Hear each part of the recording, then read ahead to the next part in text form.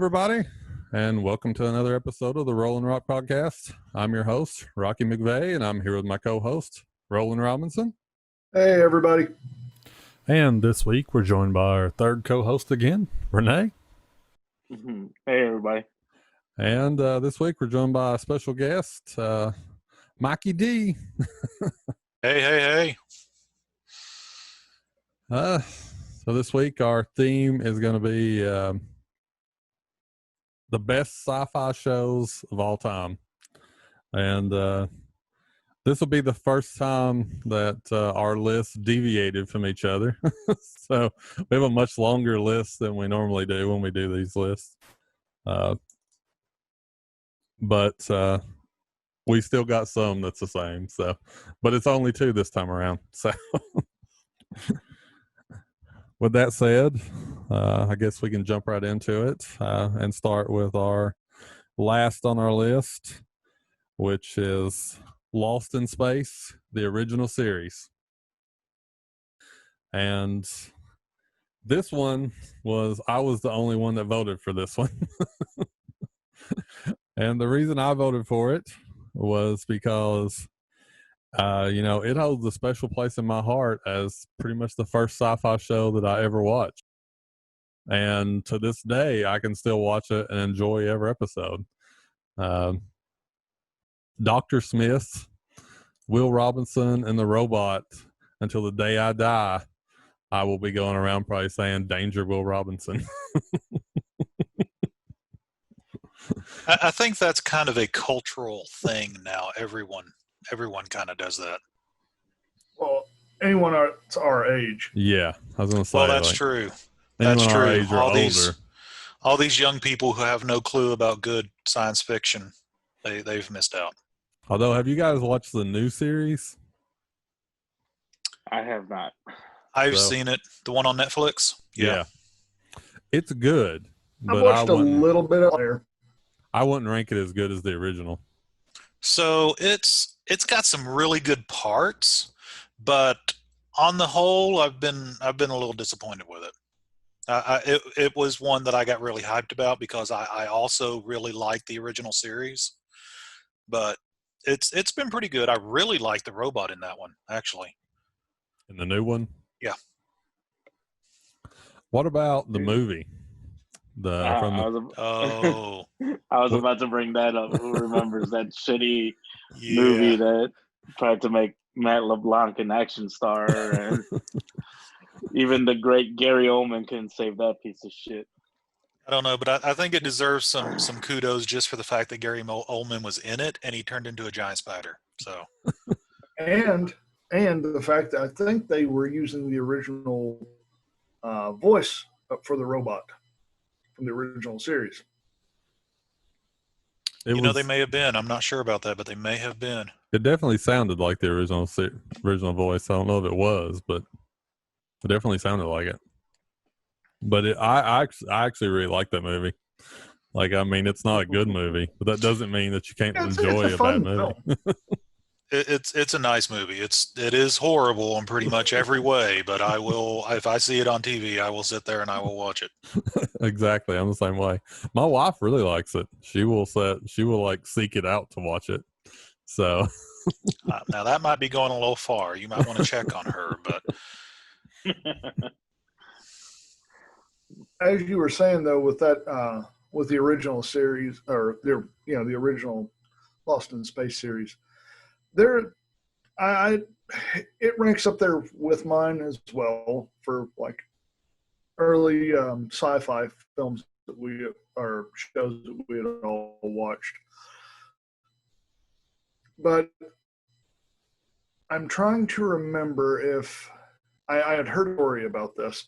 The guy that actually played the robot, okay?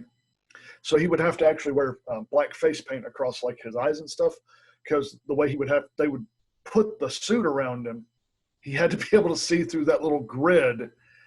And he was going to cash a check after they had paid them after he got off set.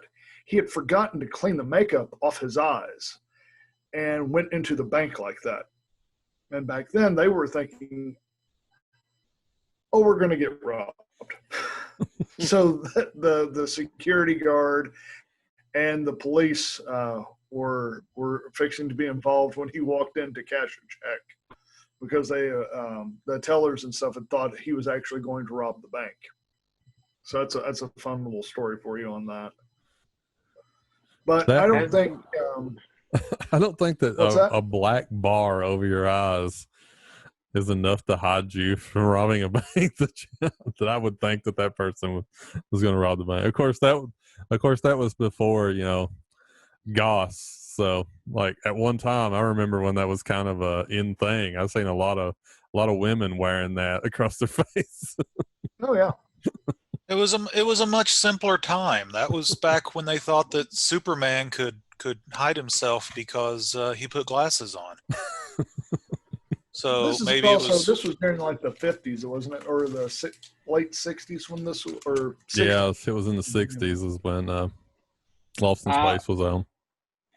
I'll make the argument that Christopher Reeve actually did make you believe Superman and Clark Kent were very different. We're not the same person, as far as you mentioning the glasses thing. I will agree with that.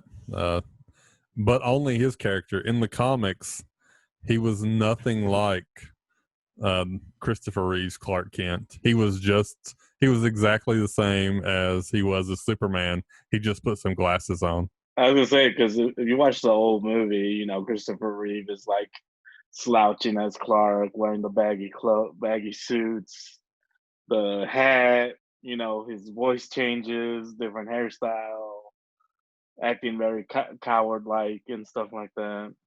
He always did an excellent job. His hair, when he was Clark Kent, I always noticed, like in all the movies, his hair is always somewhat messed up. And then when he became Superman, it's like the perfect with the curl. But there we go. First tangent already. He was using Dapper Dan. See, little known story is that they didn't have anybody to do his hair. That was his skill for switching between characters. It was just magic. Because Christopher Reeves was a very good actor. Extremely underrated, I think. Agreed.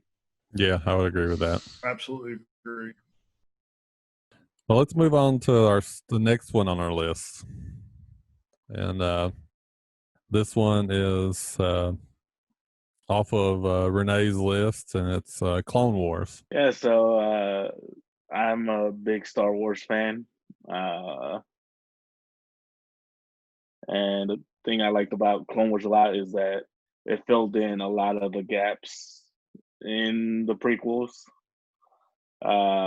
It actually kind of, you know, it wasn't just like in the movies where all of a sudden Anakin turns to the dark side because, you know, they actually do a pretty good build up to it, and you kind of get to see. I like that you get to see a lot. They have stories for a lot of the other Jedis and stuff like that. You kind of get to see them in action and not just being background characters like they end up in the movies. The last season was really, really good. It just ended about a month ago. And they kind of explain a little bit more with the troopers turning on the Jedi. And you kind of get to see, like I said, it just does a way better job of building up the Anakin turn. I've only watched like a few episodes of Clone Wars, which it was really good. What I did watch, but I didn't watch it. I didn't start watching it until way later, until like almost when the last season started airing, and I pretty much didn't watch it because I consider Clone Wars to be one of the worst movies of all time. I actually really like episode 1. I know that most people don't. And I really like episode 3. But episode 2 is like, it's on my list of worst movies of all time. You know what? I actually agree with you on that. Exactly what you said. I don't think Phantom Menace is as bad as people make it out to be. At the same time, I didn't watch Star Wars for the first time until 1998 when all the hype until all the hype started. I was 14 at the time. Until like all the hype started up for Phantom Menace. So when I watched the original trilogy, I was like, "Oh, those are really good," And then I waited like 6 months to watch Phantom Menace, whereas most of the fan base had been waiting like 19 years, and then we're like, "What the fuck is this?" I remember that feeling very well after going in and watching that movie. I came out and was like, "What the fuck was this?" But you know what? I could relate to the Star Wars fans when it comes to Indiana Jones and waiting 19 years for a sequel, and then you ended up with that garbage movie. Hey, the Crystal Skull answered a very important question for me. Yes, Indiana Jones can survive a nuclear blast. Yeah. Well, when it comes to TV shows, people reference the jumping the shark from Happy Days for when a show has basically fell off the cliff. Well, the movies now have nuked the fridge as a term for a reason. Well, that was a horrible movie, but I like it just for that one scene because he survives a nuclear blast in a fridge. Actually, I heard they're making a new one. Is that correct? They are. That is correct. You know what? I don't know how I feel about that. I went to go see that movie. I knew we were in trouble the second we saw a CGI, what was it, wombat or something coming out of a little hole. It's like, oh shit, here we go. But yeah, back on Star Wars. Yeah, I was saying I agree. I don't think Phantom Menace is that bad. Attack of the Clones, I usually skip about the first hour and start the movie right where Obi-Wan is fighting Jango and just take it from there. But I don't think I've seen the first hour of that movie since I saw it in theaters. So I went and watched Clone Wars in the theater when it came out. And about 30 minutes in, I got really bored with the movie and fell asleep and woke up with it only having like 15 minutes left of the movie. And then after it came out on DVD, like, a year later or something, I tried watching it again for the first time. I fell asleep again while watching it. And then I just never watched it again after that. And then finally, probably maybe like 2 or 3 years ago, I finally sat down and watched it all the way through. And I was like, fucking was not worth it. I've tried. All those years of build up and you just didn't get anything out of it. It was like all those times I fell asleep, I had good naps that were way better than what I could have the time I spent watching this movie. I made the correct choice the first 2 times. I will say the movie's not as good as the TV show was. Although I will say that the first couple seasons, the animation, having rewatched it recently, doesn't hold up that well. But the newest season that was just released on Disney Plus, they went like almost full Pixar on that season. Like, it looks fantastic. Well, I mean, because it was airing on Cartoon Network. Yeah, I'm sure its budget wasn't even close to as much as it is on Disney Plus now. Didn't it start as actual animation and not CGI? That was kind of a separate thing where they, it was kind of like little mini shows that were like 2-3 minutes long, as built up towards episode 3. Like that, those mini-sodes literally end right where Grievous kidnaps Palpatine and takes him onto his ship right where Papa Palpatine. Right where episode 3 begins. And it also has Mace Windu crushing Grievous's chest, which explains why he wheezes and shit like that.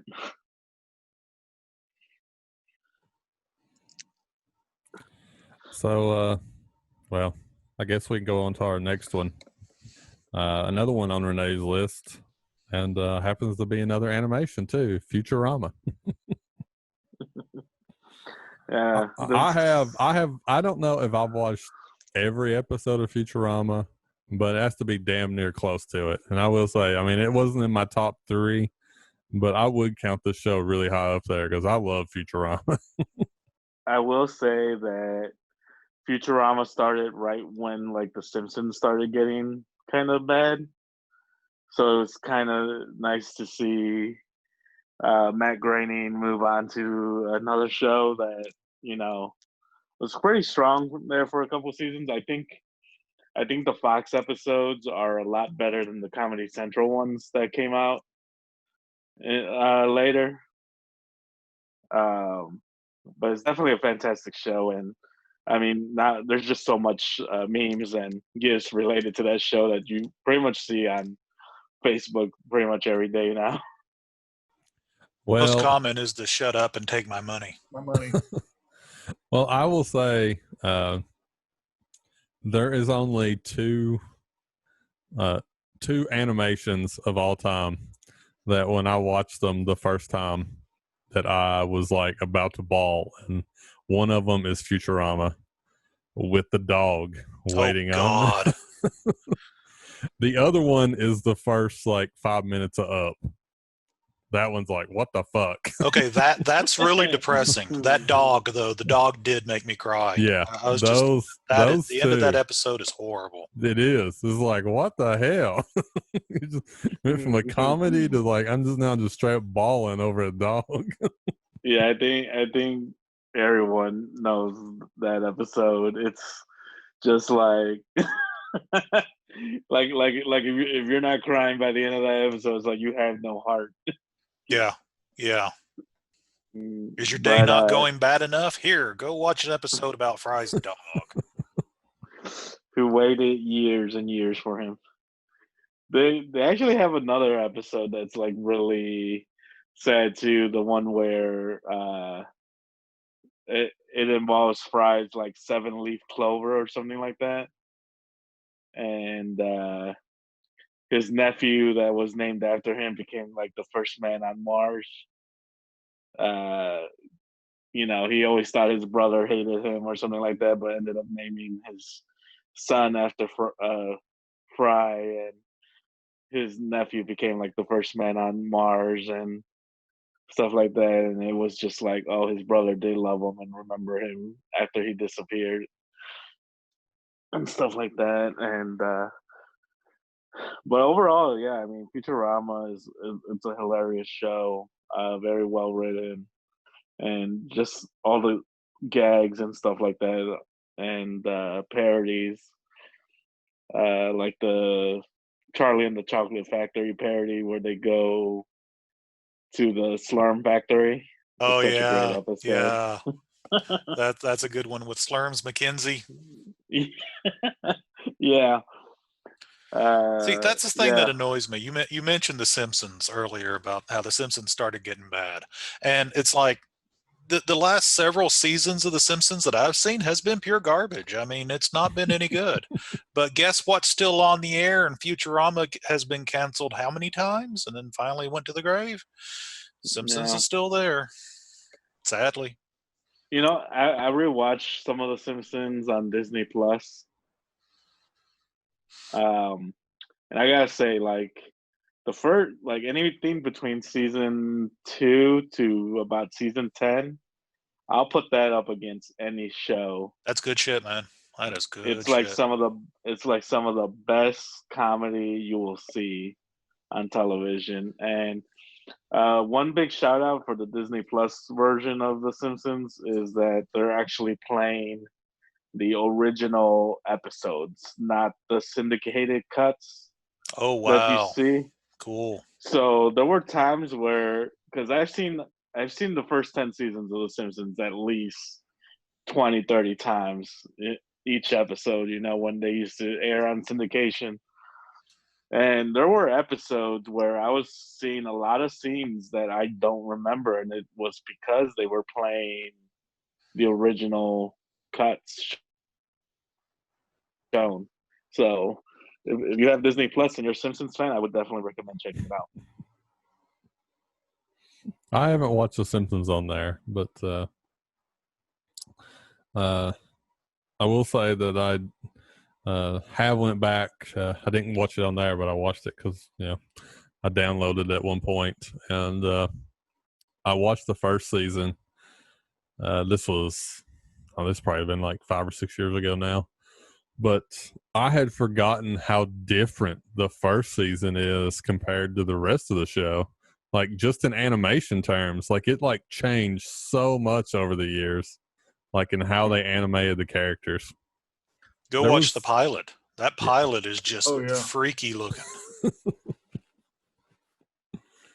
And at certain times, it almost looks like the animation goes down to like one frame, like every 20 seconds or something.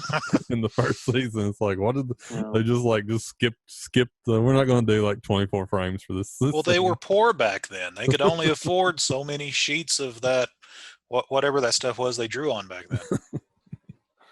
Yeah, I think The Simpsons doesn't get the love it deserves because of how bad it's been the last like 18 years or so.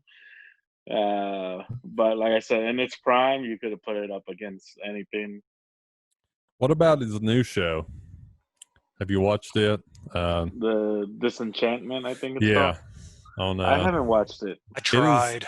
It is not good. Yeah, I tried watching it too, and I was like, it's not good. You like it?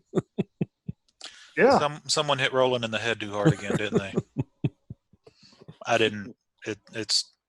I mean, I can see the potential there, but it just never quite does it for me for some reason. I don't know why. Yeah, I watched a couple episodes and I was like, no, this doesn't hold a card to The Simpsons or Futurama. It's just not. Yeah, I think when it comes to like animation, and I mean with any show, eventually any long runner, eventually you just fucking run out of ideas, man. Like, I mean, besides The Simpsons, look at the fucking what Family Guy has become, or South Park. Family Guy was really good in the beginning. I really liked it. Then it went to garbage. Like I think Trey Parker and Matt Stone basically had an episode last year where they basically were telling Comedy Central to go fuck themselves, in hoping that they would finally cancel them because they don't want to do it anymore.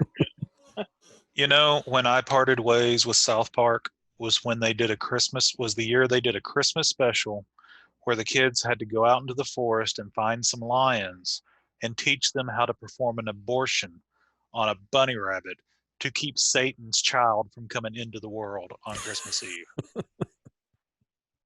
And I was just like, this is fucked up. And I was like, you know what? I think I'm done with South Park. The very last brand new episode of South Park I watched was where they made fun of the iPad. It was like the Human Centipede episode or something like that. I couldn't even tell you the last new episode of South Park I watched because it's been like 20 years ago now. Yeah. Because I never liked the show all that much, and it's like it had episodes that was good, and then there was like most of it was like. I think actually I can tell you the last episode that I watched of it. It was the episode where they told the whole story of Scientology. Where they that was the last because I specifically watched that episode because of what it was about. And I don't even know when that was. That's been a long time ago now. I think the biggest advantage South Park has over any other animated show is that they're basically able to produce an episode in like 5 days. So if something major happens in the world, they could pretty much do an episode that comments on that thing. Whereas any other show, it takes like a year to be animated before it even airs. So by the time an episode airs and they reference something, it's already like a year ago. So South Park's topical. Yeah. You can say that. It's the old adage, as you were saying though with the Simpsons, you either die a villain or no, was it you die a hero or live long enough to see yourself become a villain? I think South Park's only goal from the very beginning was to be the villain. Like, well, yeah. Yeah, they came out of the gate trying to piss everybody off. That was always their goal. The first episode I remember ever seeing first time I ever remember seeing South Park was actually on Eastern EKU campus, in your dorm room, Mike. Yep.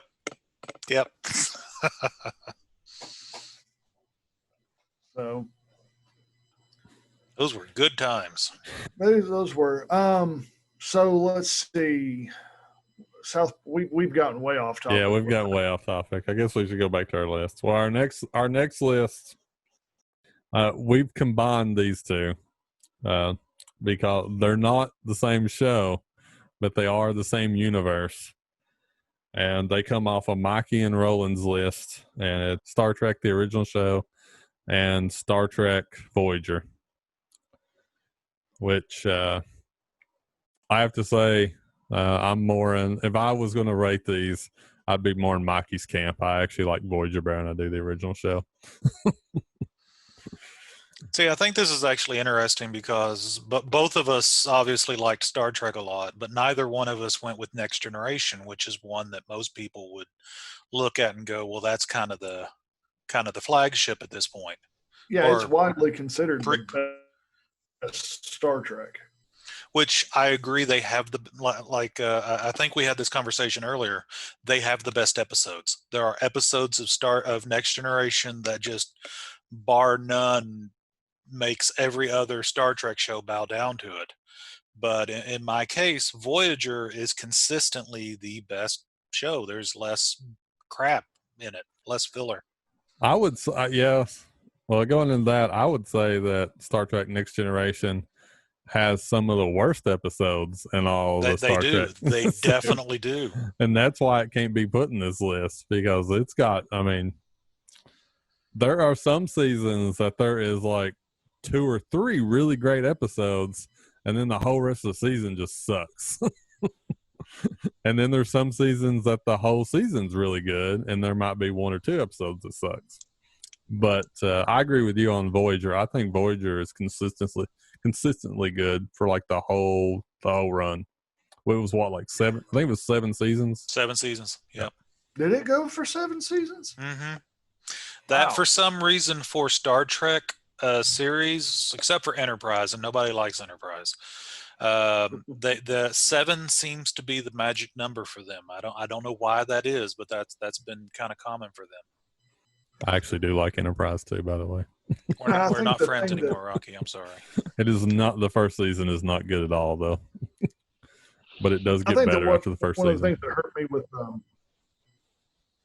with Voyager was I didn't get a chance to watch a whole heck of a lot of it. I got to watch the first part, and then I got to watch the end of it. I didn't really get a lot of that. That was my cat trying to dismantle my desk. But I didn't get to see a lot of the middle part because I think it went to UPN. Yeah. It did. Granted, that's not really an excuse because I'm talking about the original Trek, and I wasn't even alive when that show was in syndication. Well, the good thing about Voyager is it is on Netflix now, so. Yeah. And I'm not saying I dislike Voyager. I actually do like Voyager quite a lot. Janeway is probably she's one of the better captains, in my opinion. More memorable captains. I actually like just about all the captains, to be honest. But some of her crew, to me, that's where it fell a little short with me was with some of her crew. Actually, her crew has my favorite character, the Doctor, Robert Picardo. Oh yes, the Doctor is great. I was going to say the Doctor is the best thing about the show. Out of all of them and all the series, actually, I would probably peg him as my favorite character. He just his character does it for me for some reason. He was liked so well that he was put in, what was it, First Contact. Yeah. I have to say that my favorite character in all of Star Trek, I don't know his name, because when I think of him, his name is Murdoch. Do you know him? Does anybody know who I'm talking about? The guy from 18? Yes. He's in Voyager, too. He's in a lot of Star Trek shows from the Next Generation. He's in Voyager a lot, actually. I can't place him off the top of my head. He's an engineer, and he's one of them that gets in contact with Voyager to help bring him back to the galaxy. Yeah, Berkeley. See, I don't know his name from the show. Barclay, that's it. He's just Murdoch to me. Even when I watched all the shows, I'm like, there's Murdoch. I never remember his name from Star Trek. He's just Murdoch. Barclay is one of the best characters. But he had a disease named after him. Yes. But I agree. There's a lot of good episodes of Voyager, and TNG. Like I said, I think that they have some of the more memorable characters out of. But God, they have some of the worst, most drug out seasons for that show. But one of the reasons I love original Trek is simply it's campy. I know it's bad. Some of the acting is bad. But damn it, it just puts me in a good mood. There are some days after a bad day of work or something, I just come home and I just plow through about 2 or 3 episodes in a season. Well, the original series, I will say, even though it's not consistently good as Voyager is, it has 2 of the most iconic episodes of all time. Like, everybody knows Mirror Mirror. And also, I don't know what the name of the episode is, but the episode where Spock goes into his mad mating ritual time period. Oh, where he goes into Palm Far. Time, I think.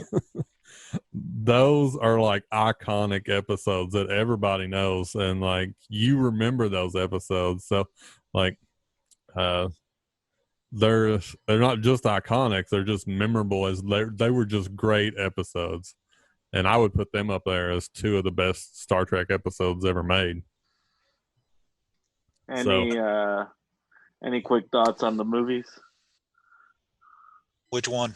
I really like the movies, even the bad ones. I still kind of See, Generations I'll run away from. I can't stand it. And actually, Insurrection I'm not a big fan of either. The only movie that I absolutely hate from all the Star Treks is Part 5. Oh. Is that the Final Frontier? Yeah, the Final Frontier. What does God need with a starship? Yeah. What does God need with a starship? And then my favorite of all of them is Part 6. It's hands down the best Star Trek in my opinion. I put it above Wrath of Khan. Wrath of Khan's my number 2, but I put that'd be a hard choice for me. I think Wrath of Khan is my number 1 for sure. And then is it 4 the voyage? Is that the voyage home where they go back into the 80s? Yeah, that's a really good one. Am I the only one that cannot watch 2 without watching 3 and 4? To me, they're one big movie. You cannot watch 2 unless you immediately start watching 3 and then watch 4. Now, you want to talk about a film that will choke you up. Every time I watch Star Trek 2, I get a little choked up when Spock dies. Spoiler alert. But when him and Kirk are basically having to say their goodbyes, it's like, God bless. It always chokes, and he's coming back, but still. What did you guys think of the newer ones with Zachary Quinto and Chris Pine and stuff like that? I like them all except for darkness into the darkness. I did not. It was still okay, but I did not think it was a very good movie. I like the first one a lot. But yeah, the one that basically tried to be Wrath of Khan, that was not good. Yeah, did not care for that one. And then the third one it wasn't bad, but I don't think any of them have been as good as the first one. That I thought that was really good, pretty entertaining. See, that third one, I liked it too, but it felt more like a large episode almost instead of a movie. See, now, I will say that I really, really respect the actors. I thought the actors they had chosen for the roles done a freaking fantabulous job of acting and kind of molding those original series characters into the modern day. The guy that played, I can never think of the actor's name, the Siler from Heroes, who played Spock. Oh, yeah. Zachary Quinto. What was his name, Renee? Is it Zachary Quinto? Yeah, he done a great job for Spock.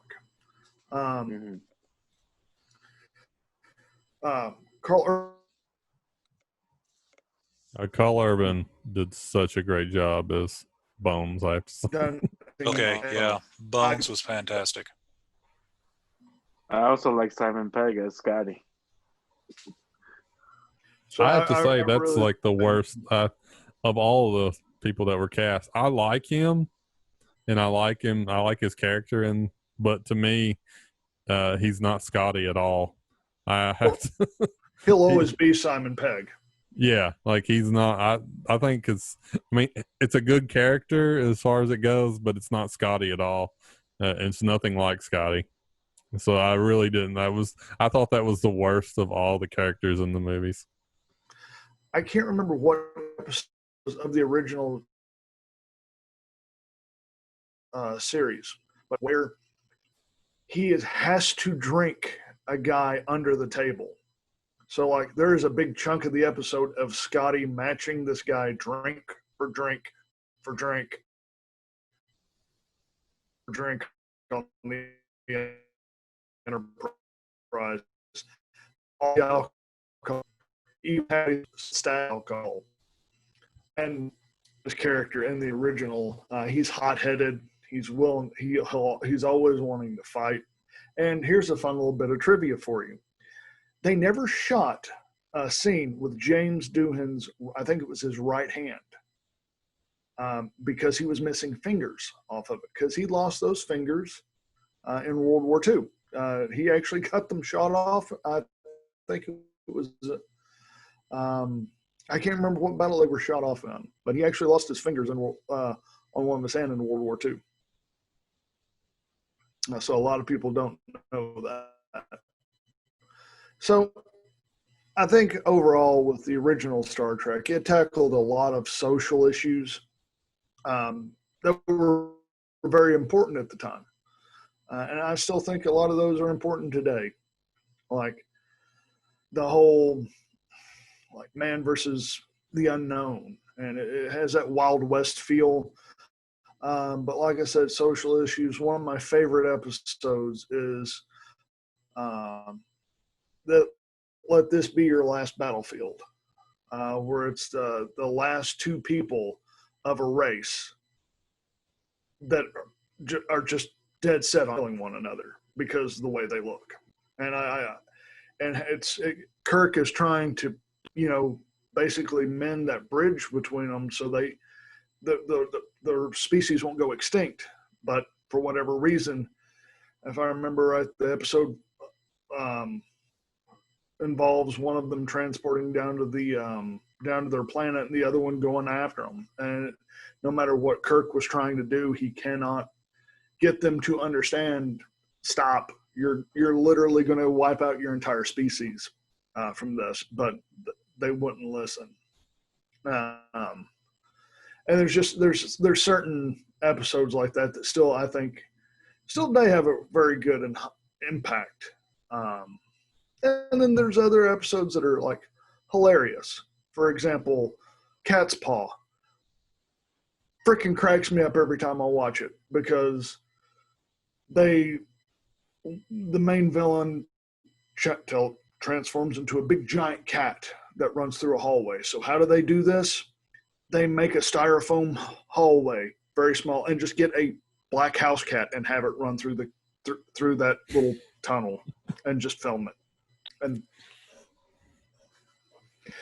But no, I loved the original Trek. I can go on and on about it for hours. So yeah, like you were talking about some of the social issues and stuff like that.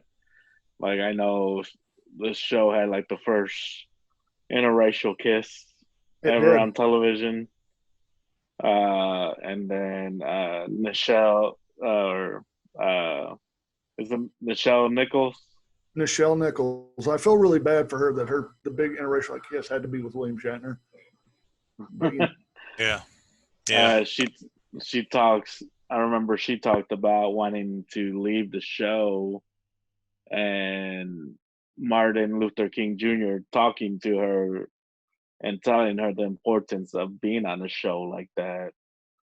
And you've had a lot of women astronauts of color say that they were inspired by her character to go on and become astronauts and stuff like that. So it that was one of the great things about the original series is that you had that group of 7 people, and not all 7 people were just one race, or one color, and not only that, but at the time you had a Russian character as well. He's not introduced until like season 2, but you had that, and then you had Zulu and Uhura. It wasn't something you saw at the time, and it showed that Exactly. One day we'll have a future where everyone gets along, which is with the way things are at the moment, doesn't seem like it will be something that happens anytime soon. But hopefully it's something that we could work towards. We can strive for as a race, and that was one of the things that I'm going to kind of crap on some of the newer shows, but that's actually one of the things that I don't like about some of the newer shows, because it doesn't feel like Star Trek. Star Trek has that overarching sense of the human race comes together and goes out. And it seems like some of the newer ones, like the Federation's fighting amongst itself. And I get it. It's fun it's a good story every now and again, but it seems like sometimes that the newer episodes or newer shows really want to focus on that. And that's one of the things I don't like about it. I like the unification of humanity to the stars, and that we all wind up putting our stupid differences aside for the greater good, so to speak. I didn't see all of Picard yet, but from what I saw, was it basically he's basically almost been forgotten, isn't he? Like people just treat him as an afterthought now. He's been very cast aside. Yep. Yeah. So I haven't watched the whole thing, so I'm not gonna opinionate too much on that, but that just seems like, wow, that kind of sucked. Just hearing like that. No, you get very upset if you get emotionally invested into it, you get very upset on his behalf. Yes, you do. Okay. Is that coming back for another season, or was that just like a one time? Nope, they are doing. They're going to milk that cow until it does not have anything else to give. Because that is the only thing Trek has going right now is Picard. No, they got Discovery. Discovery's doing really well. Has it? They're also making a part 4 of the remakes. I know about that. They were making a part 4. Discovery, the first season See, I was watched very the first season iffy. of Discovery and was like, See, there's a lot of people who did not like that first season, but the second season I feel was really well done. It's a very good show, mainly because it doesn't have as many Klingons in it, and that's what a lot of people didn't like about season 1. But season 2 is very good. Okay, guys, I guess we'll just move on to our next one here. And the next one on the list is from me and Mikey. And it's another one just like the last one where it's actually 2 different shows, but in the same series. And that's Stargate SG-1 and Stargate Atlantis. Now, I personally love both of these shows. But I had to pick Atlantis as the better show just because Stargate just gets really shitty at the end. The last couple seasons are really, really shitty. See, yeah, mine had. I went with SG-1, but with the caveat that when Richard Dean Anderson left the team, that's it. You just need to quit counting it there, because after that it kind of turns into Farscape 2 because they bring in half the cast from that show. But I also fought with myself on Atlantis because it is a very good, solid show as well. Atlantis is just consistent across the board. It is just, I mean, I like the last episode as good as I like the first episode. And that's why I picked it. And I just, it was my number 2 on my list. I believe SG-1 was your number 2 as well, wasn't it? Mm-hmm. See, my problem with Atlantis, though, is for whatever reason, I never cared for the Wraith. The main villains for the first half of the show they don't inspire fear in me. They're ugly, but just did not care for them. So you found the Goa'uld to be worms in the tummy? Oh God, yep. See, I think that Wraith is, to me, it would be a scarier villain to have to deal with. Someone that literally eats you instead of just taking you over or enslaving you, which most people just got enslaved. Yeah, that's true. Whereas the Wraith just eat you. Like that's pretty scary in my opinion, to be literally eaten. Yeah, but once you're eaten, it's done. It's over with. You can't be eaten twice. Once you get eaten and you're dead, you're done. But when a Goa'uld, if you became a host for a symbiote, you not only got to suffer being enslaved and tormented for all time by not being able to control your own body, but literally it's for all time because the Goa'uld makes you immortal. But there, you also get to be immortal. I don't know that's a good trade-off.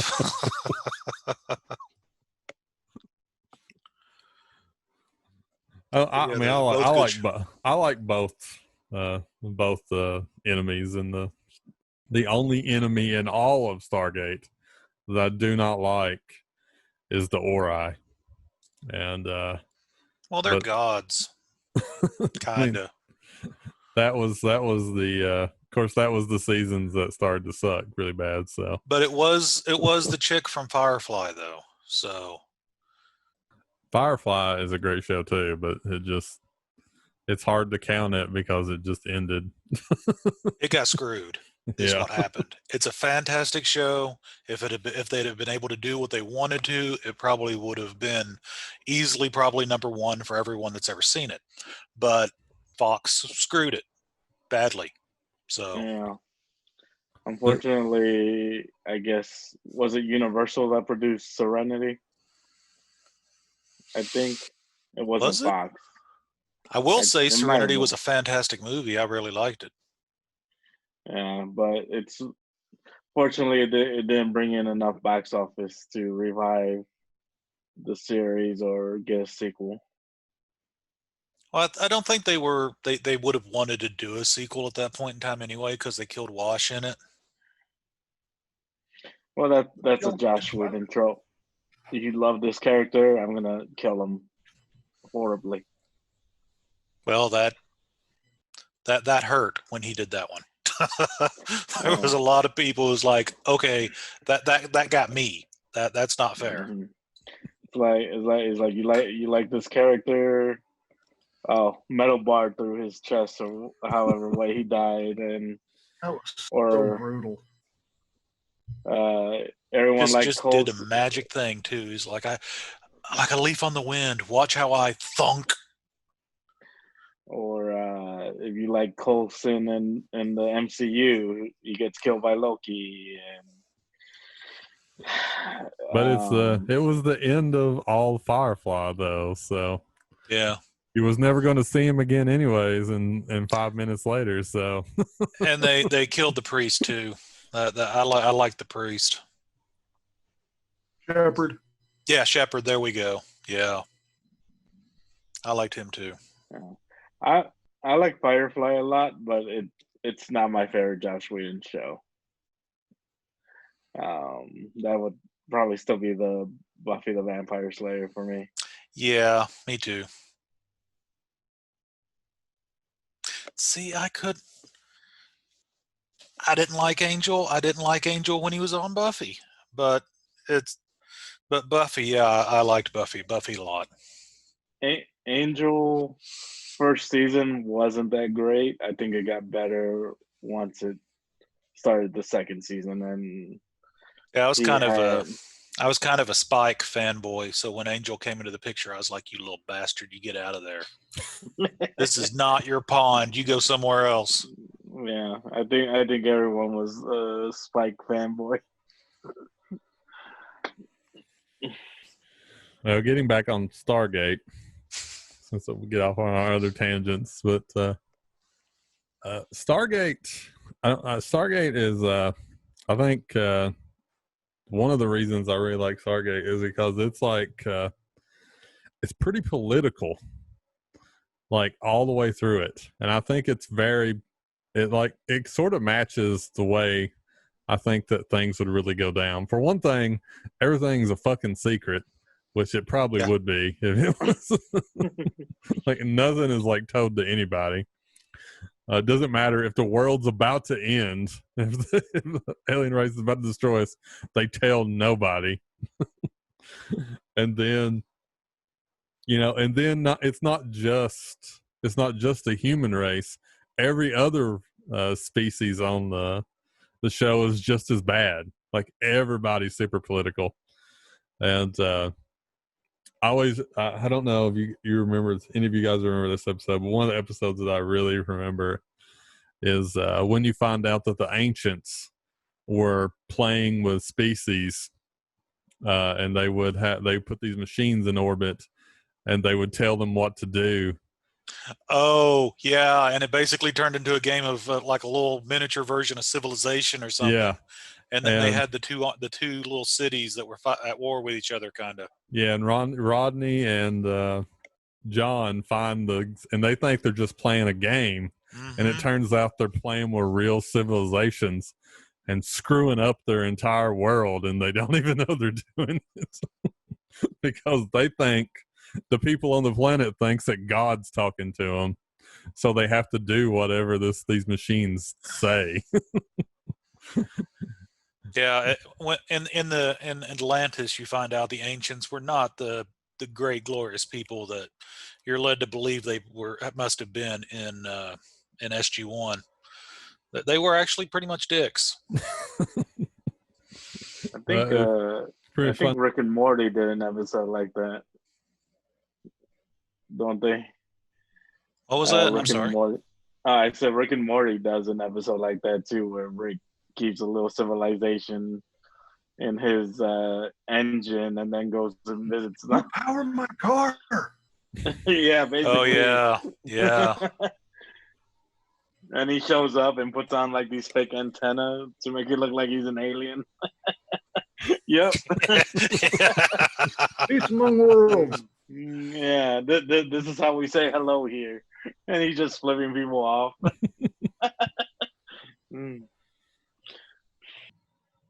Well, I guess we've talked about Stargate. We can move on to our final two, which are the ones that we pretty much all kind of agree on.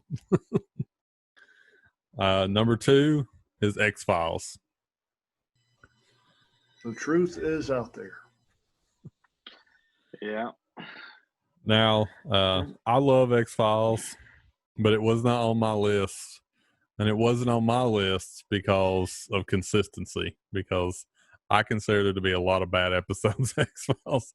There was also a lot of good episodes of X-Files, though.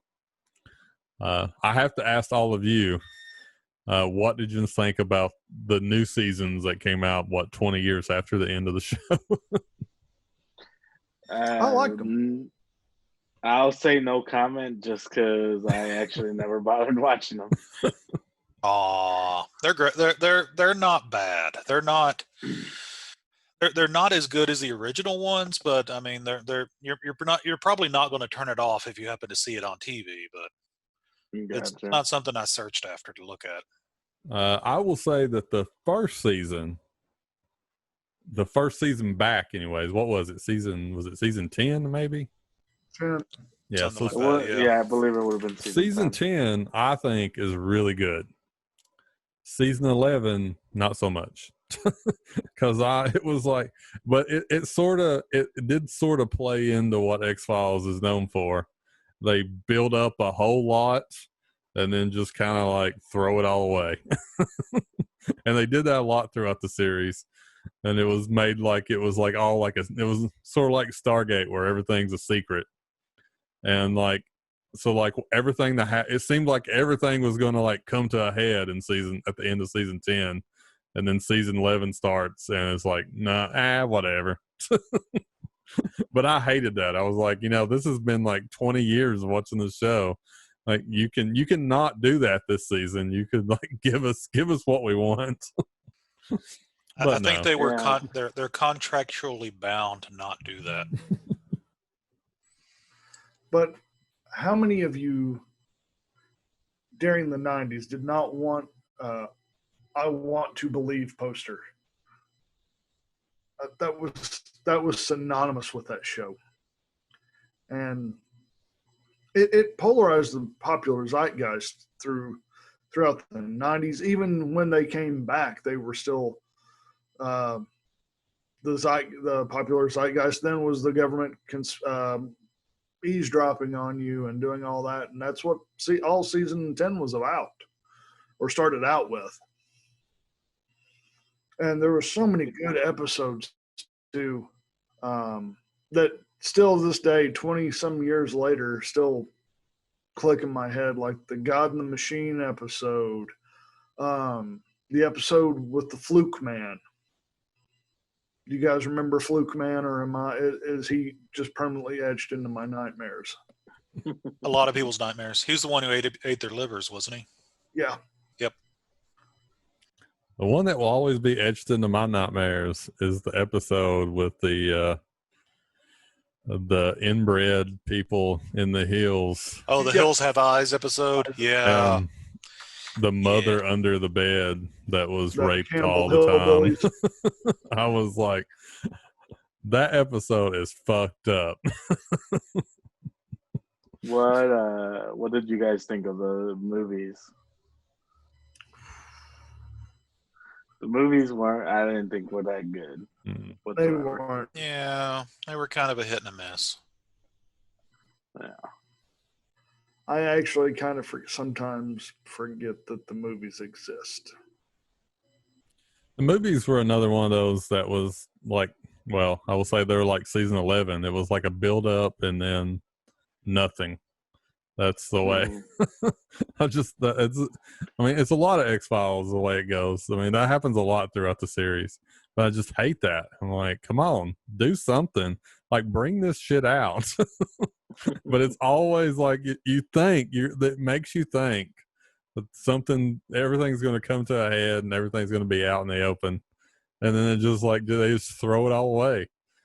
And I mean, I guess that's the point of like the bad guys in the show. But god damn it sucks because it just like destroys it. The government's always going to be 2 steps ahead. Yeah, I think I enjoyed the show a lot. Kind of started losing interest, I think, around the time David Duchovny got wrote off the show. basically, or he didn't want to be there no more, I guess, and got replaced by Robert Patrick, I think. Was that who replaced him? Yep. Yeah, it was. It was Robert Patrick. Yeah. But yeah, when they wrote him off, I thought that hurt the show a lot. Well, he was a sex addict. You can't have a sex addict on a TV show. And he was doing I mean, come on, he was doing he was basically doing like a softcore porn show at the same time as X-Files. And which I didn't know that when I was younger, but once I got older, I found out I was like, how the fuck is he on X-Files? I think that would have made him cooler at the time, actually knowing. It's like, hey, this dude does porn. Softcore porn, but it's porn. So, hey. In X-Files' defense, though, I think that series has the best soundtrack of any soundtrack that I've ever purchased in my life. Absolutely. It is by far my favorite. Period. End of story. Oh, and you wanted to talk about like heartbreaking things. What about when they got rid of the lone gunman? Was I the only one that was like floored by that? Yes. I assume so. Apparently so. Apparently so.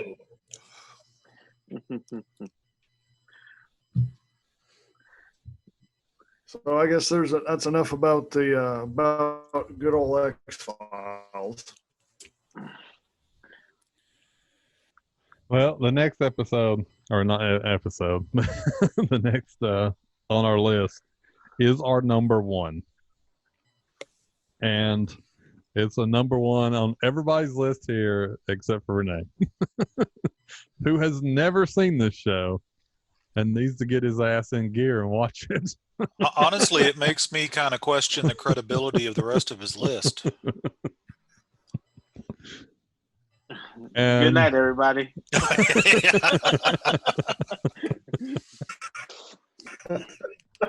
Well, without further ado, number one is Babylon 5. And I'd just like to say that I am watching the whole series again right now. I'm almost to season 4. This, I believe, I kind of lost count, but I believe it makes number 15 of the number of times I've watched it from beginning to end. You passed me up, sir. You have passed me up and left me in your dust. And it will not be the last time I watch it all the way through. There's been a few times that I watched it all the way through, and as soon as I got to the last episode, I immediately started back over again and just went through it again. Have you found anywhere that streams the movies? No, but I have them all. So I have none of them, and I've not been able to find anywhere to stream them. It's made me very sad. I have them all. Offer anything for the story? Yes. Yeah, they're like directly canon. Yep. They're straight in there.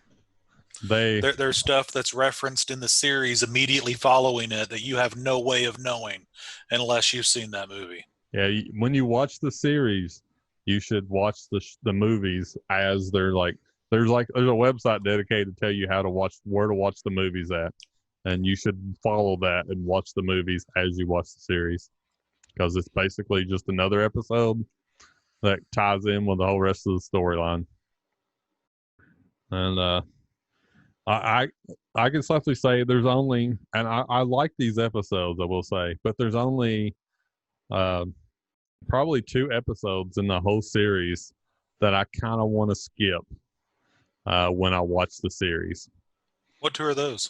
The first one is the episode with Jack the Ripper. Mm-hmm.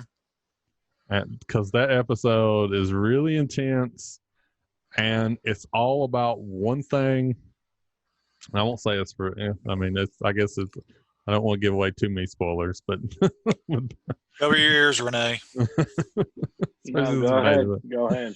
But it's all about one thing, and it's a really intense episode.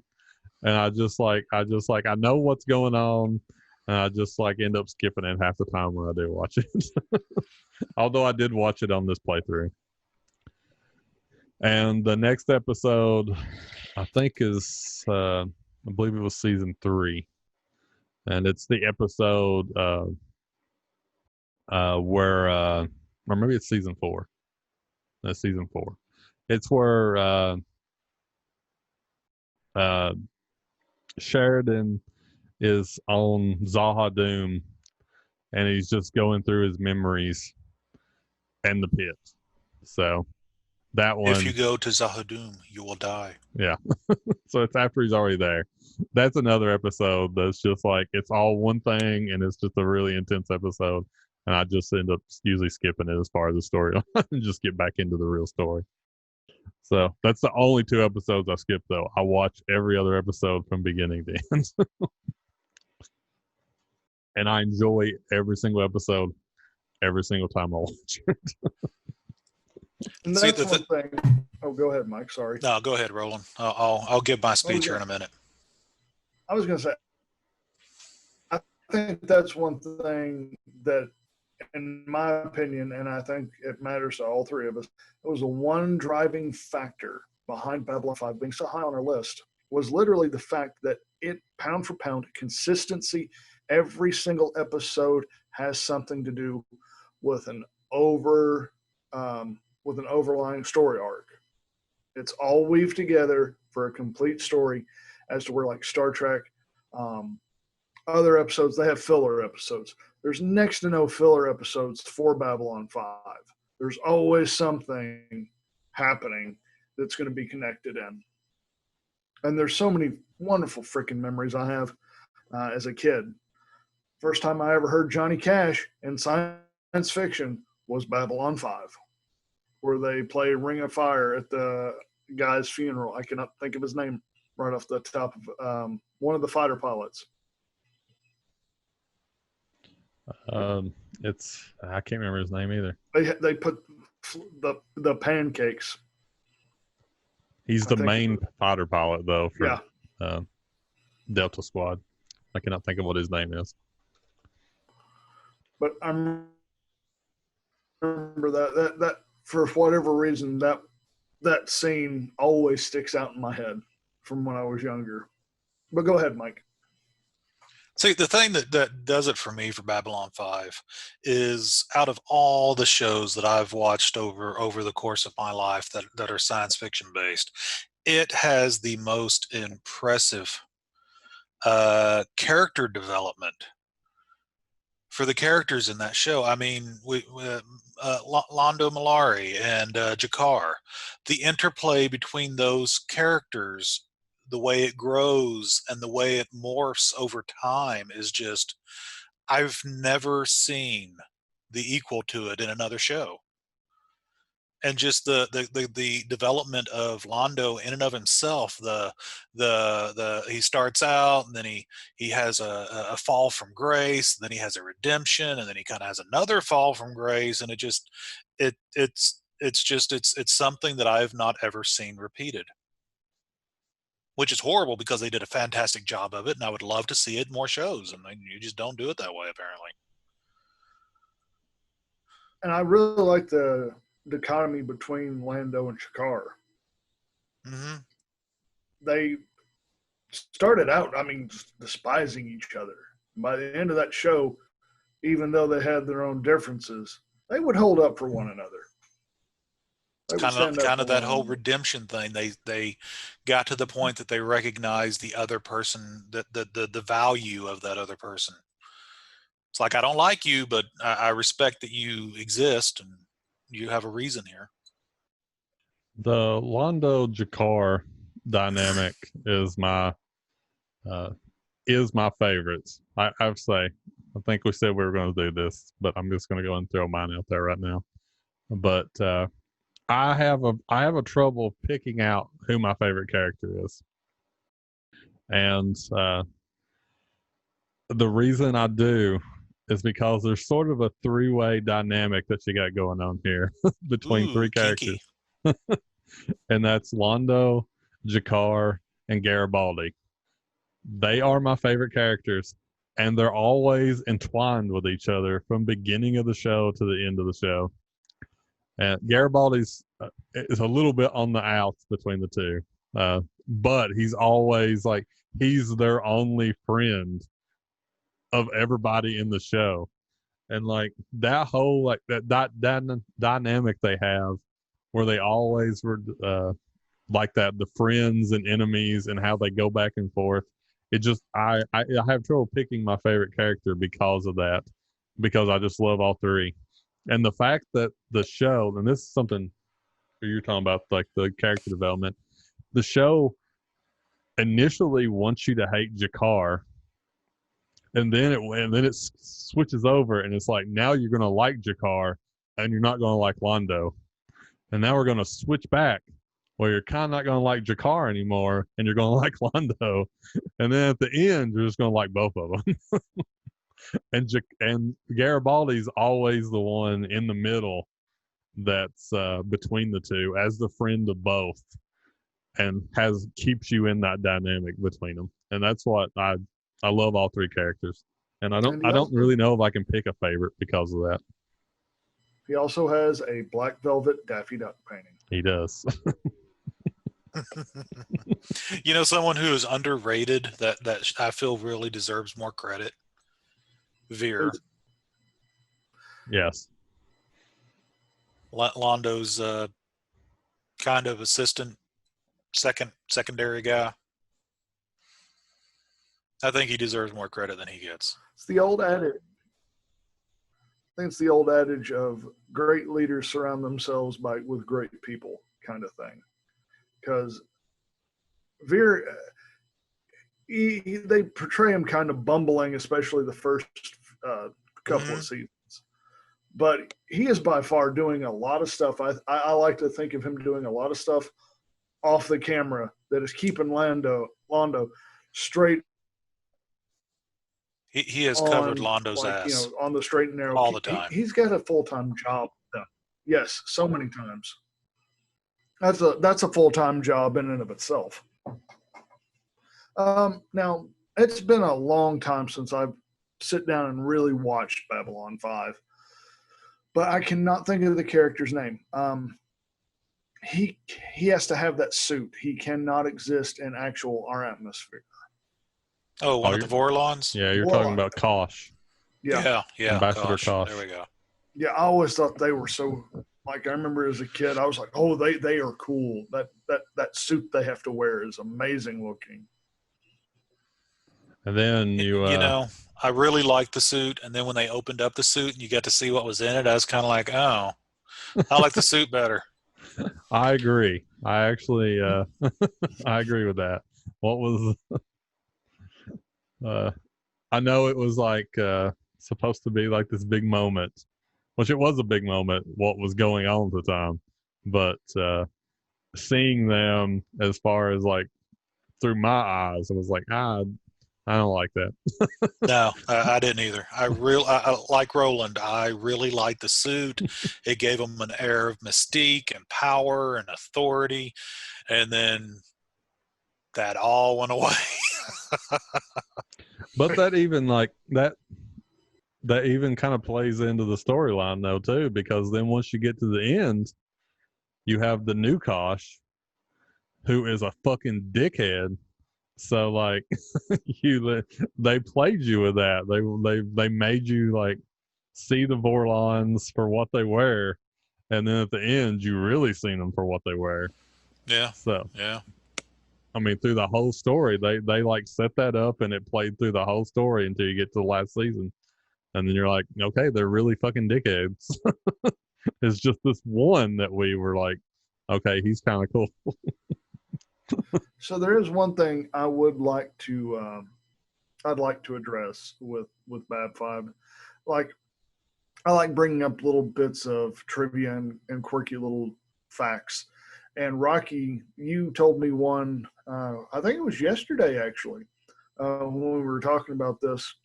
I remember watching Babylon 5 when it was in syndication. I would watch it oftentimes on Sundays when I was growing up.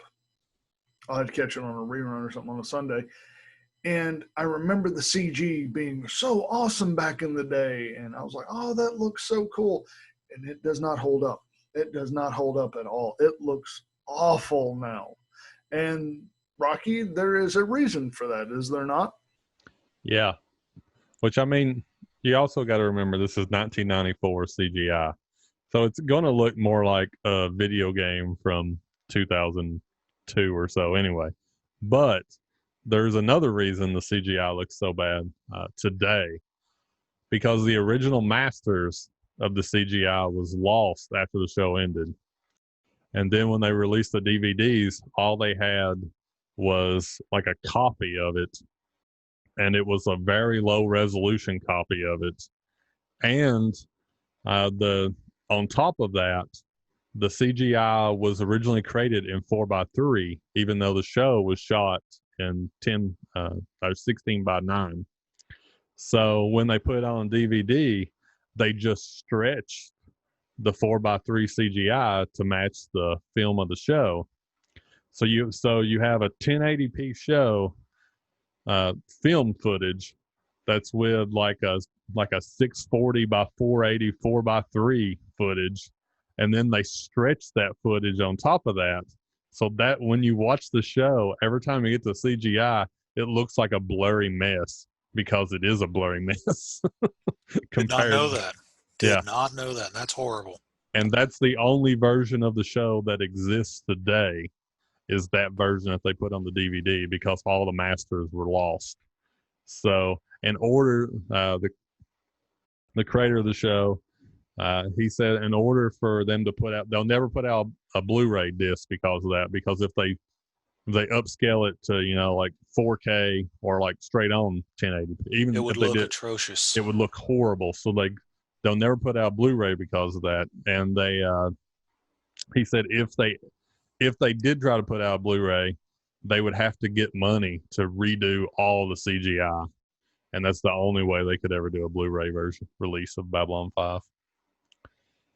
And that makes me sad down in my heart, because they could do a Kickstarter, and I would probably throw a lot of money at this show to get the graphics redone. I would donate towards that as well, because I would love to see the show done the way it should be.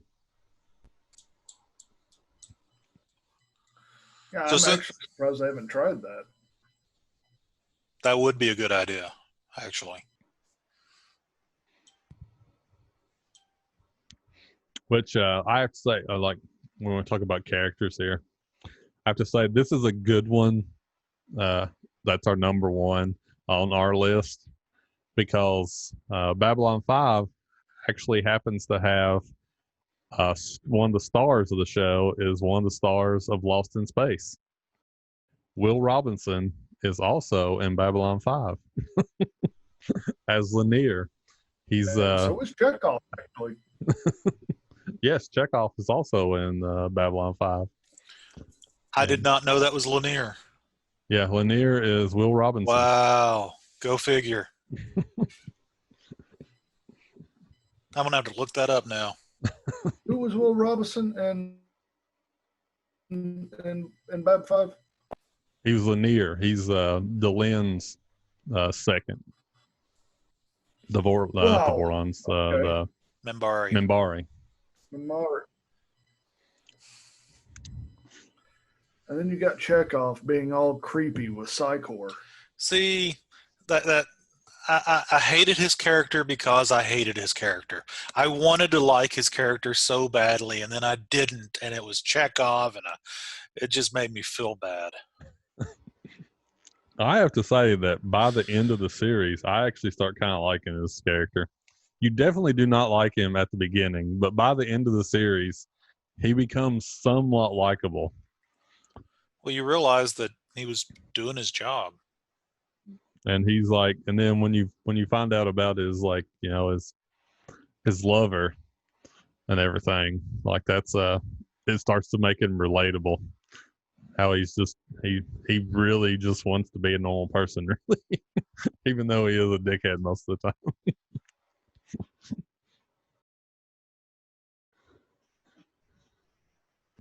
But Babylon 5, of all the shows I've ever watched, is hands down probably in my top I'd say it's in my top 5 of best. Not just. I mean, it's definitely my favorite sci-fi show of all time, but it's probably in my top 5 of best TV shows or movies of all time. I would put it that high. Like, do you feel the urge to go watch it yet, Renee?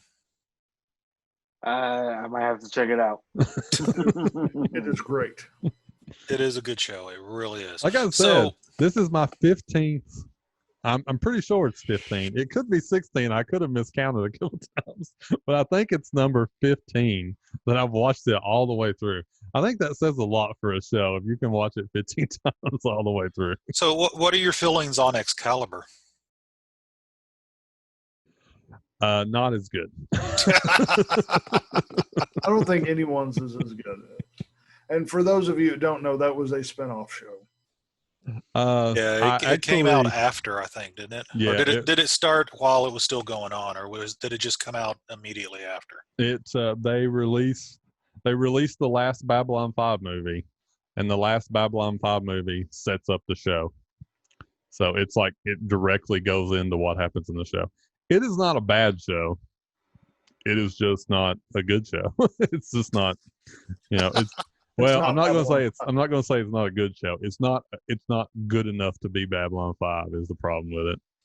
I don't hate this show. It just has nothing to redeem it in my eyes. It's just like you have Babylon 5 and then you have this show. Like if it was compared, like it's as good as something like, I don't know, Andromeda, which I kind of like. Oh God, no! Don't do that. That was a horrible show.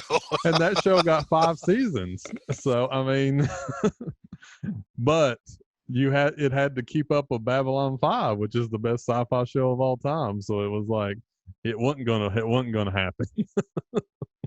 So speaking of Babylon 5, I just thought of this. Star Trek DS9 came out, if I'm not mistaken, right toward the end of Babylon 5.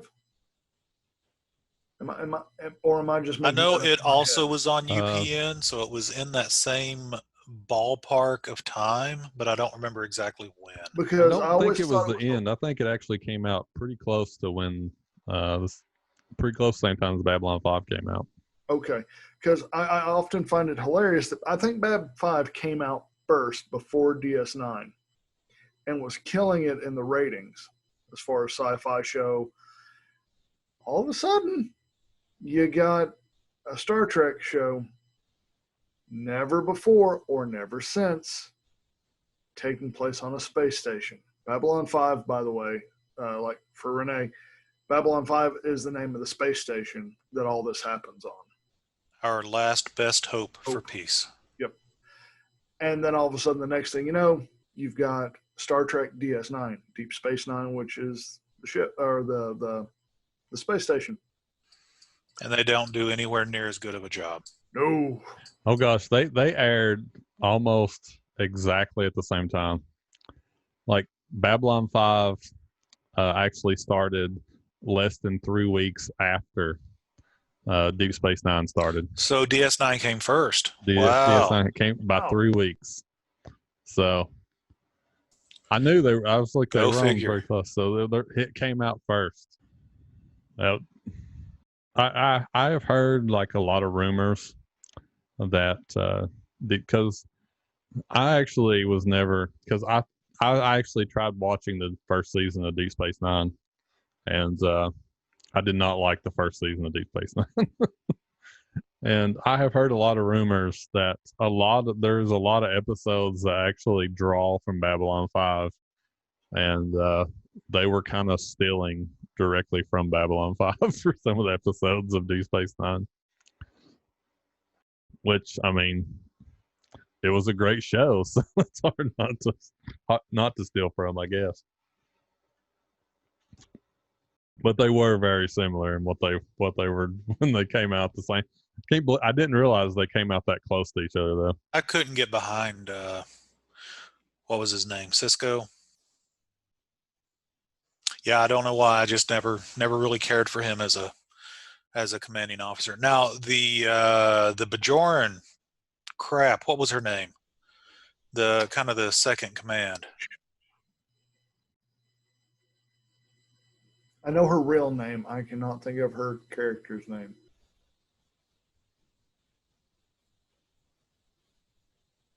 Anyway, yeah, it's not important. Everybody knows who she is, though. Anyway, but yeah. I liked her as a commanding officer much better than I did Sisko. And I also liked Quark. Quark was fun. I liked Quark. Yeah, I was going to say the Ferengi were an Odo. He was damp most of the time. Yeah. Yeah, he probably was. Which that actor just passed away this last year too. I think last year he passed away. Yeah. And then half of the crew or half of the actors that were in Bab 5 have all passed now. Yeah, that's one thing I wanted to talk about. Was it's like so many of the actors on Babylon 5 are gone now. Like when G'Kar died, that made me sad. I mean, that made me really sad. A couple of years ago, I think this month actually. He was on quite a few Next Generation episodes as well. Mm-hmm. As man, I'm not doing good with names tonight. I don't remember his name there either. He was in. I don't know if you guys ever seen it. Have you guys ever watched Communion? I'm not familiar with that one. It is a movie that stars. Oh my God! I can't think of his name. Christopher Walken. Oh. And G'Kar's in it too. And it is a movie that is. It's weird to tell you what it's about. It's about alien abduction, I guess you would say. But it's also maybe not, because it's very weird. It also has sort of like a sleep paralysis thing going on. So the movie, but the movie with Mila Jovovich in it too. Yeah, no. that Fourth Kind movie. Yeah, you're talking about that Fourth Kind. Yeah, this movie came out like in the early '80s. Okay. So this Christopher Walken was young. So was G'Kar. I can't think of his real name right now either. But they were both young when they made this movie. It is a really messed up movie. And it's really freaky. Like the shit that happens throughout the whole movie is just really freaky. I was gonna say Christopher Walken has looked like he's been 50 for like 30 years. If you get a chance, watch this movie. I mean, you probably won't like it because I heard about this movie a lot, and I finally one day sat down and watched it, and especially when it gets to the end, you're like, "What the fuck just happened?" And then the movie goes off, and you because the end of the movie, I'm just going to tell you the end of the movie because it makes no sense, and no, it won't spoil nothing because it doesn't make no sense whatsoever. The end of the movie is the three main characters standing in trench coats in the middle of a city, and as it just pans away, everything that fucking happened, that's what it leads up to, and that's how the movie ends. And it tells you nothing. It's like, what is going on and what just happened? It sounds like they were setting this movie up as a prequel to Dark City. That's what that was. Why was I just thinking Dark City in my head? Because that's what it was. Obviously, it's a Dark City prequel. Oh, and the whole movie takes place in a cabin in the woods until this last scene. And you're like, what the fuck happened in this movie? I didn't understand it at all.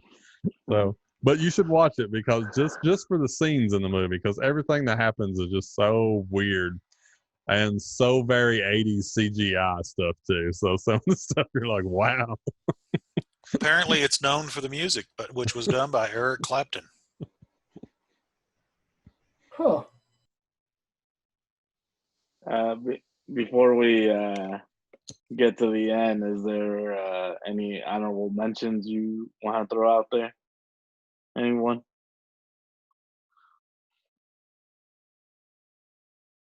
I have to throw out Quantum Leap, I think, as a honorable mention. I would probably second that. That's a really good show. It is a good show. It's a fantastic show. I think something once it's complete would probably, because we were kind of trying to keep our list to shows that were finished, that are not still up and running. But Renee, you brought this one up, Rick and Morty. That show has what is supposed to, from what I understand anyway, the internet told me this. I don't know if it's actually legit or not, but supposedly it has the most. It never lies. The internet never lies, no. But it supposedly has the most scientifically accurate representation of the multiverse theory. That wouldn't surprise me. Of any show that has been put on television, they're just like, fuck it, this has multiverse in it. There you go. Yeah, one of my all-time favorite movies is Back to the Future. So I just love the comparison of basically Doc and Marty with Rick and Morty, you know. And it's just such a hilarious show, you know. I would second that. Another one I would throw out as an honorable mention of Stranger Things, even though, excuse me, like we were saying that, you know, we were trying to keep it to completed shows. Doctor Who, that's been on the air. I don't for think that one's ever going to finish. Doctor Who is another one. I really love Doctor Who, but it's another one that I could never count on my list because it is so inconsistent. It depends on who the Doctor is at any given time for me. Like some seasons are just absolutely great, but then some seasons are horrible.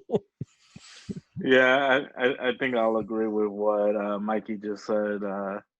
It depends on who the Doctor is. To me, Tom Baker will always be my doctor. Yes. I guess I'm a little bit newer, so I'll say like David Tennant. Tennant was good. Yeah, Tennant was good. To be fair, he did a really good job. The first, I forget what his name is, but actually of all the doctors since the show restarted and the new I guess verse, the first Doctor is actually my favorite. Back in 05. Yeah. The restart in 05. Yeah, it's Christopher Eccleston. Yeah, he was actually my favorite Doctor of all. I like Tennant, but he was actually my favorite of all the Doctors. So the new ones. He was only the Doctor for one season for some reason. Apparently, like that's the whole drama-filled story of why he's only in that one season. He blames the cast and he blames the crew and the director. You can't figure out almost who doesn't like who, but somebody doesn't like somebody. Yeah. Another show, I don't know if it would count as sci-fi. For some reason, I watched all 10 seasons. Was Smallville. It was a show that had a lot of promise, but due to budget, never could live up to its premise. I watched Smallville probably. I've only watched like the first maybe like 4 seasons. After that, I kind of I will say Michael Rosenbaum was a great Lex Luthor. Yeah, I agree with that. I do think he was a great Lex Luthor. And, if we're going to throw out series though, there is 2 that I want to mention that they would not be on these lists because they are not finished. But The Mandalorian and Picard, they both only got 1 season so far. But so far, I think both shows are great. And if they keep their momentum, they could be on this list in the future. But Picard, I really have my doubts about. And Mandalorian, there's a few episodes in there that makes me think that it won't keep its momentum either. So they did some stuff near the end. I won't say specifically what, because we have some people on this panel that have not watched all of it. But there was something happen that they did specifically to Picard at the end of the season of Picard that, considering that was a creative choice that they made, I'm concerned about where it's going to go in the future. Yeah.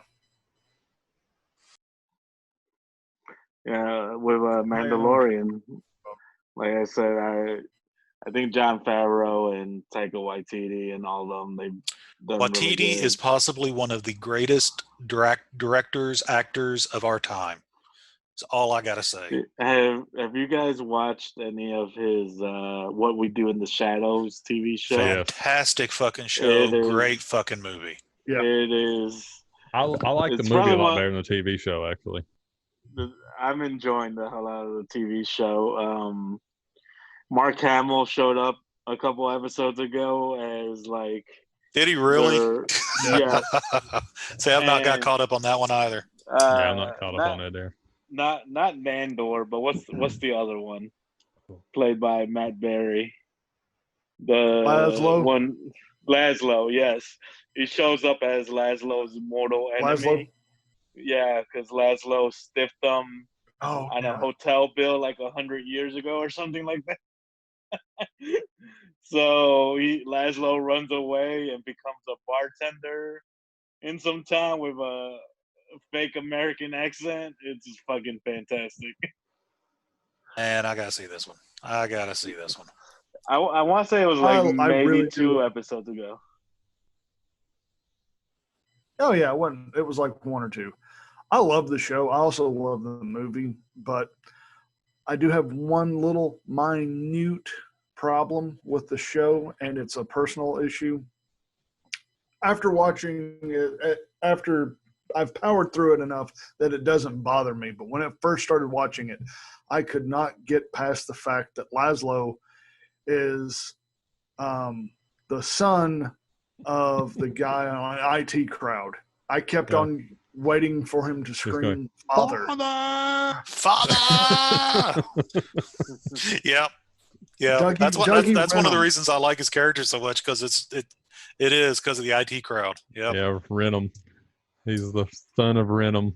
Like, that is, I have to say, that is like, to me, of all the comedies I've ever watched, that is the funniest scene from any show I've ever watched. Yep. The father scene from the IT father Crowd. Scene. Father! It's like one of the funniest scenes of any show ever. That show, IT Crowd, that's something all to its own. But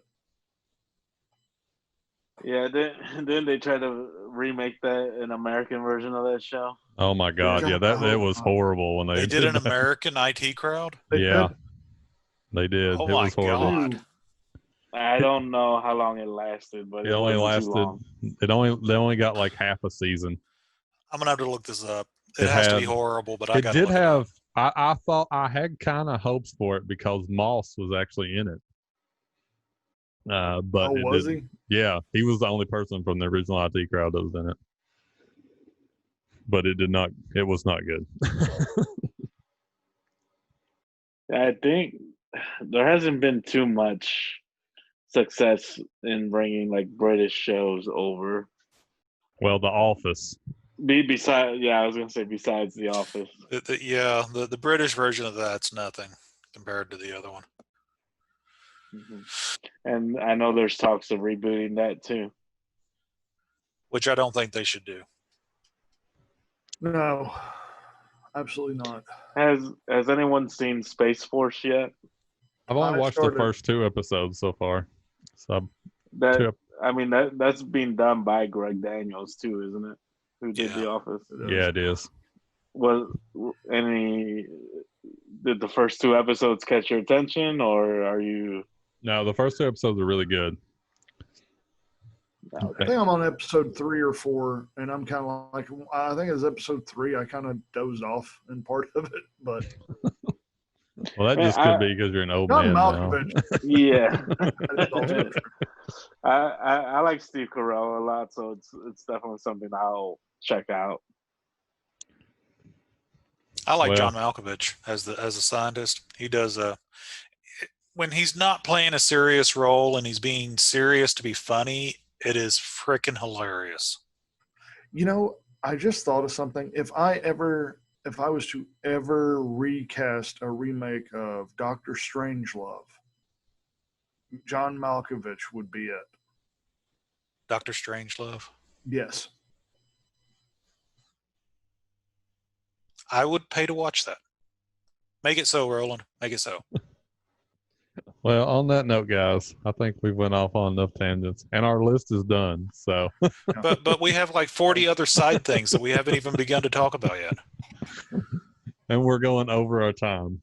So, yeah, way over our time. So, I think we can end it here. And well, thanks for having me, everybody. It was a blast. Woo! Little twirlers. Anytime, Mikey. We'll bring you back on another episode. Maybe. If the audience likes you. If they don't like you, then you're out of here. Man. So I need to pull some people together then. Yeah. You get those okay, everyone who watches this, if you want me back, leave it in the comments. It's going to be a whole bunch of comments. Don't bring him back. Yeah, actually, considering the people we know, that's more than likely how that's going to be. It is. It will be. One thing I think some people might find interesting. Two of the big hobbies that I collect from our last episode. This man had a direct hand in actually introducing me into both hobbies. Yay! I've destroyed lives. Yes, so you were technically responsible for my financial destitution. Yes, fantastic. Which two specifically am I being blamed for? Oh, you didn't. Oh, what? You didn't watch? You didn't listen to? Oh, Michael, for shame. Not this one. I haven't. I have not listened to all of them. I've listened to most of them, but not all of them. 40K and Magic the Gathering. See, Magic I was expecting to take the blame for, but I didn't know that I was solely responsible for well, not you solely, weren't solely responsible, but also responsible for 40K. You had a hand in that. I blame Josh for that one. Fair. He's the one who has he was the one who ensured my financial destitution. So it's Mikey's fault that you've found your way down dark alleys, Roland. Yeah, I forgot about that from last week. Whatever you got to earn that money for your Magic cards. Whatever you got to do. I'm 37 dicks. Winners don't quit, kids. In a row. Winners don't quit. Okay, guys. Well, it's time to end this. But before we go, cool. Like we always say, hit us up on the email podcast@rollingrock.com. Whatever you want to say, hit us up for it, or leave it in the comments on YouTube. But on that note, we will see you next week. See you. Bye. Stay healthy. Don't do drugs, kids. Don't do drugs.